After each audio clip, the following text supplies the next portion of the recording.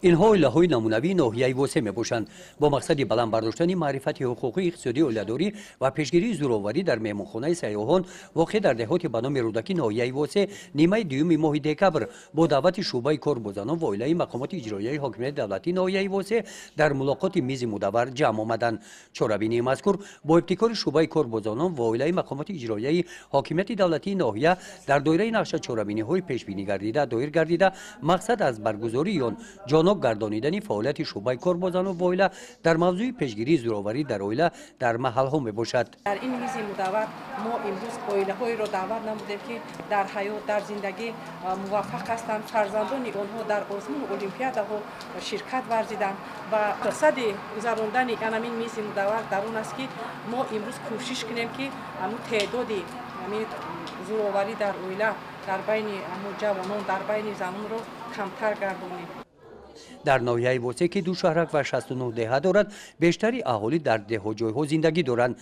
در شعبه کارگزاران و اویلای مقامات اجرایی حاکمیت دولتی ناحیه طور اطلاع گرفتیم بسیاری مراجعت کنندگان با گرفتاری زورآوری ساکنان دهات میباشند.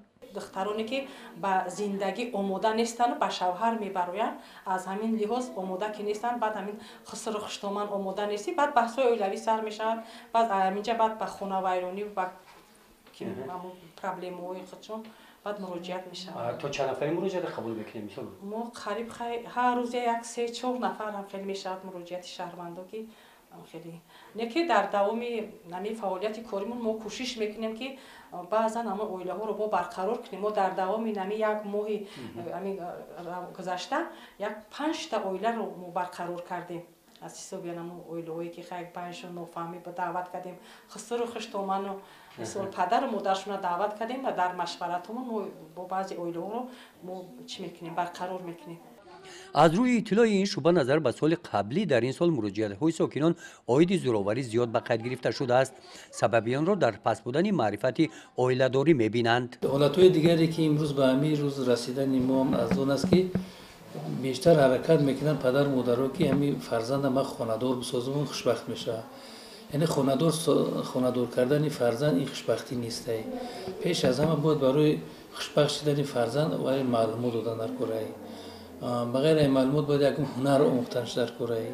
بسیار دیگر من میگم که قریب هفته یک مرتبه 2 مرتبه شهروندی مراجعت میکنن که سن سالی نکاحی نرسیدن یعنی به 18 نرسیده میخواد 1 سال کم کنه و همون دخترک ازدواج کنه یعنی که اویلا برپا کنه.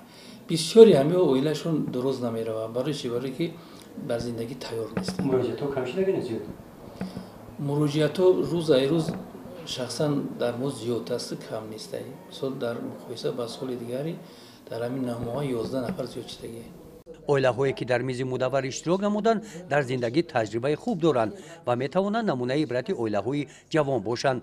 بعد این ملاقات طبق نقشه چاره‌بینی‌های شعبه کارگزاران و اویلای مقامات اجرایی حاکمیت دولتی ناحیه واسه با اشتراک این اویلاهای نمونوی در دهها جایها با جوانان و والدان همین گونه واقعی و ملاقات‌ها به راه مانده می‌شوند. گزارش خواجه نظریف خدای نظر ظهروف از ناحیه واسه برای برنامه اطلاعاتی نوید.